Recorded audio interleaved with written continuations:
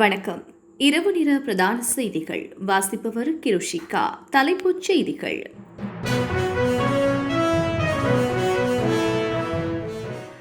நாட்டில் கொரோனா மரணங்களின் எண்ணிக்கை 3400 கடந்தது. எரிபொருள் விலையை குறைக்க அனைத்து முயற்சிகளும் மேற்கொள்ளப்படும் நிதி அமைச்சர். உயர்தர மற்றும் புலமை பரிசில் பரீட்சைகள் நடைபெறும் திகதிகள் அறிவிப்பு. இந்தியாவில் உருவாகியுள்ள இன்னொரு வைரஸ், இதுவரை 15 பேர் பாதிப்பு. ஆப்கானிஸ்தானில் 20 வருட போர் ஆகஸ்ட் 31 முடிவுக்கு வரும் அமெரிக்க அதிபர். உலகளாவிய ரீதியில் 40% மக்கள் உணவு பற்றாக்குறைக்கு ஆளாகி உள்ளனர், ஐநா தகவல். விம்பிள்டன் இறுதிப் போட்டிக்கு தெரிவான ஆஸ்லி பார்ட்டி பிளிஷ்கோவா. இனி விரிவான செய்திகள். முதலில் உள்நாட்டு செய்திகள். நாட்டில் கொரோனா மரணங்களின் எண்ணிக்கை 3400 கடந்தது. கொரோனா தொற்றுக்குள்ளாகி நேற்றைய தினம் மேலும் 43 பேர் உயிரிழந்துள்ளதாக சுகாதார சேவைகள் பணிப்பாளர் நாயகம் உறுதிப்படுத்தியதாக அரசு தகவல்கள் திணைக்களம் தெரிவித்தது. அதன்படி நாட்டில் கொரோனா தொற்றினால் உயிரிழந்தவர்களின் எண்ணிக்கை 3431 அதிகரித்துள்ளது. இதேவேளை தொற்றினால் பாதிக்கப்பட்டவர்களின் எண்ணிக்கை 2,70,000 கடந்துள்ளது. அதே நேரம் தொற்றிலிருந்து குணமடைந்தவர்களின் எண்ணிக்கை 2,40,000 கடந்துள்ளது. எரிபொருள் விலையை குறைக்க அனைத்து முயற்சிகளும் மேற்கொள்ளப்படும் நிதி அமைச்சர். பொதுமக்களின் நலன் கருதி எரிபொருள் விலையை குறைப்பது உள்ளிட்ட அனைத்து முயற்சிகளும் மேற்கொள்ளப்படும் என்று நிதியமைச்சர் ஃபசில் ராஜபக்ஷ தெரிவித்துள்ளார். அரசாங்கத்தினால் இதுவரையில் முன்னெடுக்கப்பட்ட நடவடிக்கைகளில் ஏதேனும் குறைபாடுகள் இருக்குமாயின் அவை அனைத்தும் நிவர்த்தி செய்யப்பட்டு நாட்டை கட்டியெழுப்ப சகல முயற்சிகளும் மேற்கொள்ளப்படும் என்று நிதியமைச்சர் தெரிவித்தார். நிதியமைச்சர் தனது கடமைகளை பொறுப்பேற்ற பின்னர் பெல்லங்கல ரஜமகா விகாரைக்கு நேற்று மாலை விஜயம் செய்து வழிபாடுகளில் ஈடுபட்ட பின் நிதியமைச்சர் அங்கு செய்தியாளர்களை சந்தித்த போதே இவ்வாறு குறிப்பிட்டதுடன் நாட்டின் பொருளாதார நிலைமைகள் கவனத்திற்கு கொண்டு ஜனாதிபதி இது தொடர்பில் தீர்மானங்களை மேற்கொள்வார் என்றும் கூறினார். உயர்தர மற்றும் புலமை பரிசில் பரீட்சைகள் நடைபெறும் திகதிகள் அறிவிப்பு. 2021 ஆண்டுக்கான கல்வி பொதுத்தராதர உயர்தர பரீட்சை எதிர்வரும் அக்டோபர் மாதம் 4 முதல் 31 வரை நடைபெறும் என்று கல்வி அமைச்சின் செயலாளர் தெரிவித்துள்ளார். நேற்றைய தினம் கல்வி அமைச்சர் GL பீரிஸ் அவர்கள் பாராளுமன்றத்தில் கருத்து வெளியிடும் போது உயர்தர பரீட்சைகள் சம்பந்தமாக விரைவில் தீர்மானம் எடுக்கப்படும் என்று அறிவித்தமை குறிப்பிடத்தக்கது. அத்துடன் ஆண்டு 5 புலமை பரிசில் பரீட்சை எதிர்வரும் அக்டோபர் மாதம் 3 நடைபெறும் என்றும் அறிவிக்கப்பட்டுள்ளது.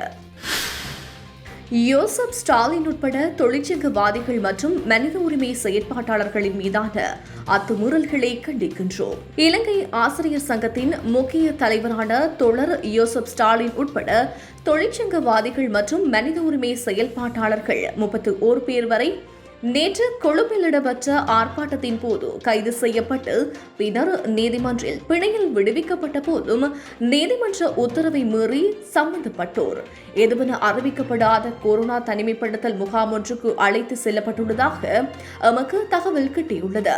குறித்த ஆர்ப்பாட்டமானது ஜோன் கொத்தலாவை பாதுகாப்பு பல்கலைக்கழகம் தொடர்பாக நேற்று பாராளுமன்றத்தில் விவாதிக்கப்பட்டிருந்த நிலையில் கல்வி சுதந்திரத்தை வலியுறுத்தி இடம்பெற்றது என்பதும் குறிப்பிடத்தக்கது. ஒரு தொழிற்சங்கம் என்ற வகையிலும் நியாயத்திற்காக பாடுபடுகின்ற ஒரு அமைப்பு என்ற ரீதியிலும் தோழர் யோசப் ஸ்டாலினுக்கும் அவரது போராட்ட சகாக்களுக்கும் ஏற்பட்டுள்ள மோசமான நிலை குறித்து நாம் கவனம் செலுத்த வேண்டியது எமது கடமையாகும். இலங்கை ஆசிரியர் சங்கமானது எமது பல்கலைக்கழக ஊழியர் சங்கத்துடன் தோழமை உறவு பூண்டு தொழிற்சங்க மற்றும் மனித உரிமை பொது தளங்களில் மேதினம் உள்ளிட்ட பல செயல்பாடுகளில் எமது சங்கத்துடன் இணைந்து செயற்படுகின்றதோடு எமது சங்க அங்கத்தினர் மீதான உள்ளக விசாரணைகளுக்கு அவர்களின் சார்பில் எவ்வித எதிர்பார்ப்புமின்றி முன்னிலையாகி உதவி வருகின்றமையும் குறிப்பிடத்தக்கது.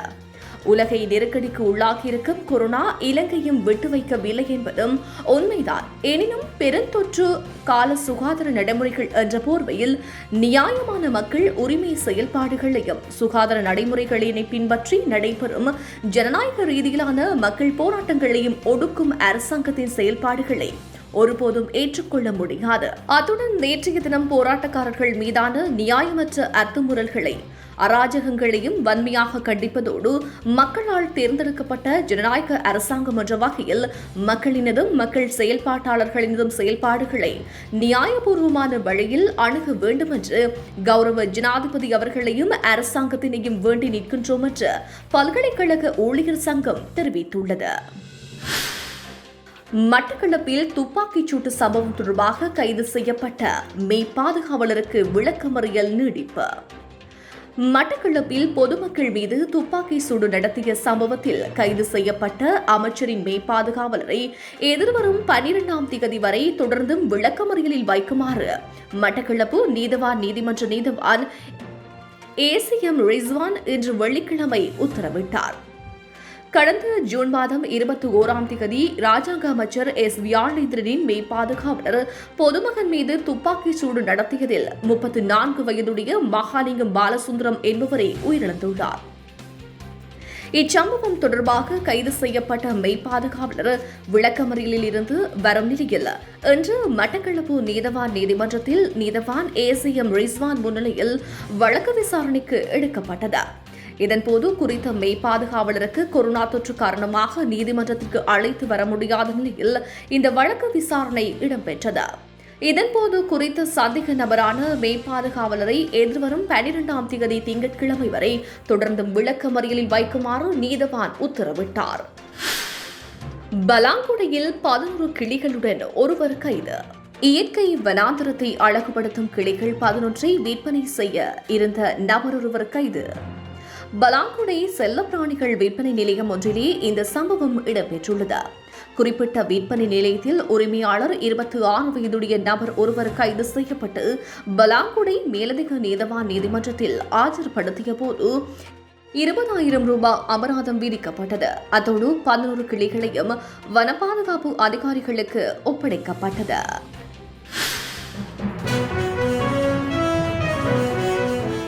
இந்தியாவில் உருவாகியுள்ள இன்னொரு வைரஸ், இதுவரை 15 பேர் பாதிப்பு. உலகளவில் கொரோனா வைரஸின் தாக்கம் இன்னுமே குறையாத நிலையில் இந்தியாவில் கேரள மாநிலத்தில் நுளம்பினால் பரவக்கூடிய ஜிகா வைரஸ் தாக்கியுள்ளதாக சர்வதேச தகவல்கள் தெரிவிக்கின்றன.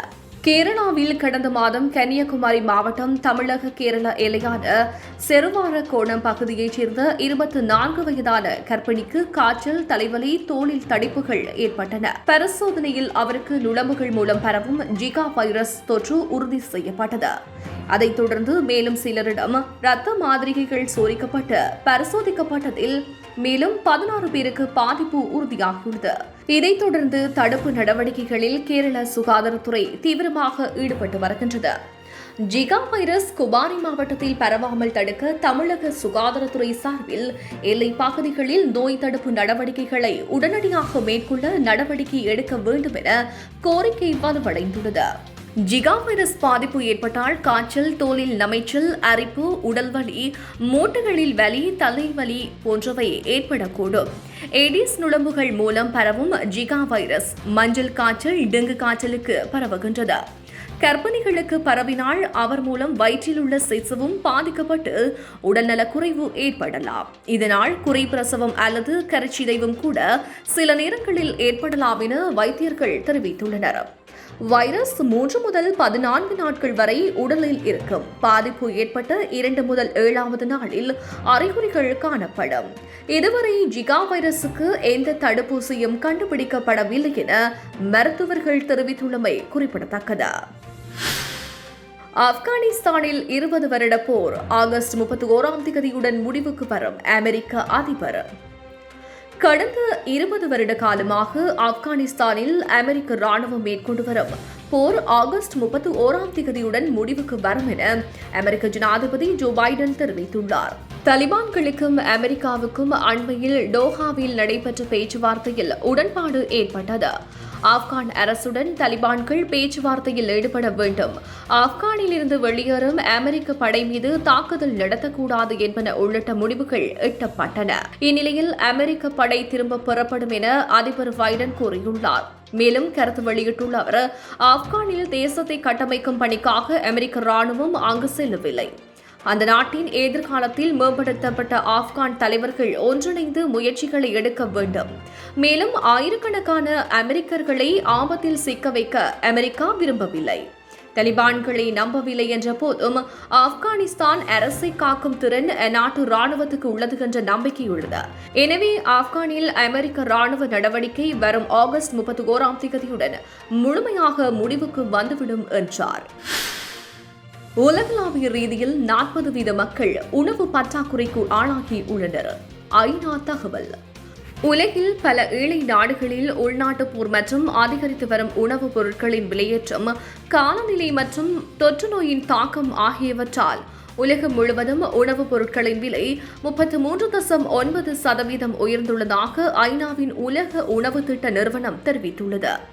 இதனால் சமீப காலமாக தொற்றுநோய் அழுத்தங்கள் அதிகரித்துள்ளாலும் கடுமையான உணவு பாதுகாப்பு இன்மையால் அந்த ஆண்டு 40% மக்கள் உணவு பற்றாக்குறைக்கு ஆளாகி உள்ளதாகவும் தெரிவிக்கப்படுகின்றது.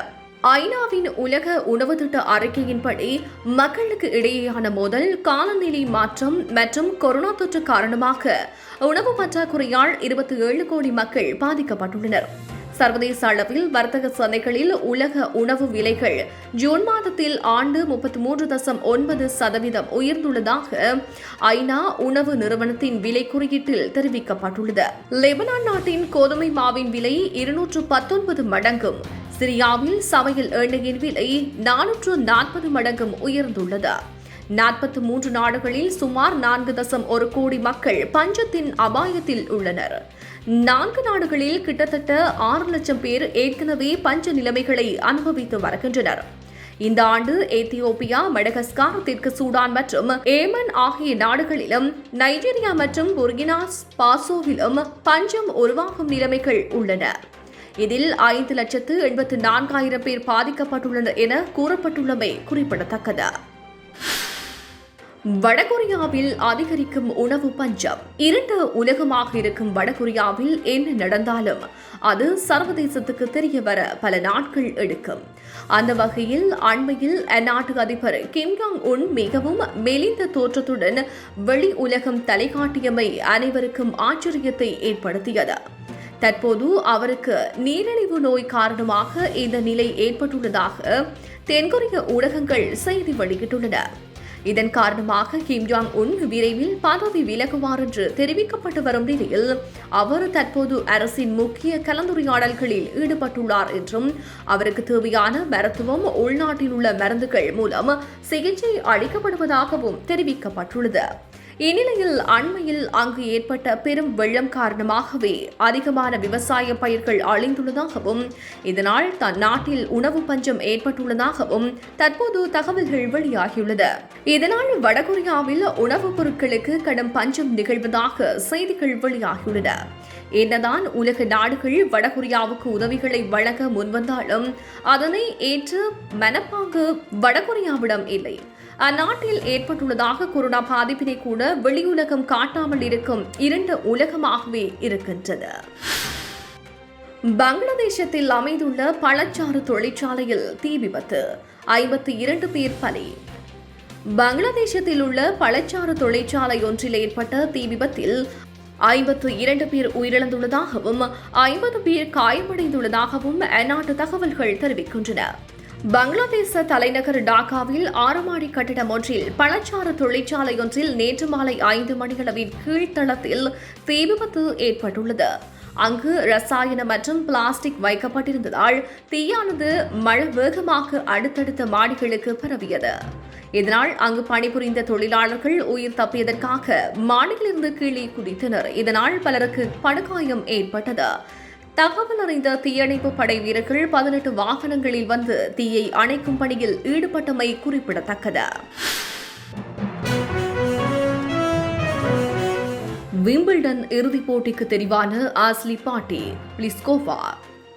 கிராண்ட்ஸ்லாம் அந்தஸ்து கொண்ட விம்பிள்டன் டென்னிஸ் போட்டிகள் இங்கிலாந்து லண்டன் நகரில் நடைபெற்று வரும் நிலையில் பெண்கள் ஒற்றையர் பிரிவில் நேற்று நடைபெற்ற முதலாவது அரையிறுதிப் போட்டியில் ஆஸ்திரேலியாவின் ஆஸ்லி பார்ட்டி ஜெர்மனியின் ஏஞ்சலிக் ஹெப்பரை 6-3, 7-6 என்ற நேர் செட் கணக்கில் வெற்றி பெற்று விம்பிள்டன் டென்னிஸ் போட்டிகளில் முதல் தடவையாக இறுதிப் போட்டிக்கு முன்னேறினார். இரண்டாவது பாதியில் 2-5 என்ற அடிப்படையில் பின்தங்கியிருந்து ஆஸ்லி பார்ட்டி தனது முழு திறனையும் வெளிப்படுத்தி வெற்றி பெற்றமை குறிப்பிடத்தக்கது.